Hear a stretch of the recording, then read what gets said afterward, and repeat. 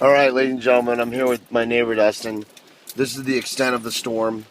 We're going to take you into some pretty ravaged areas right now, so come with us now. Um, so, this house right here is actually the liquor store, and that's really where we're going. So, join us as we go to the liquor store. Hmm.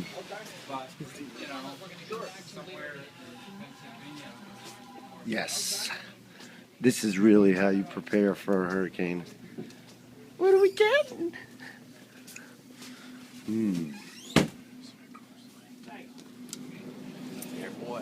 Yeah, boy. Why don't you just get a case? Yeah. You like the little baby ones. All right, folks. Yeah, this whole shelf right here. Nah, I got vodka already.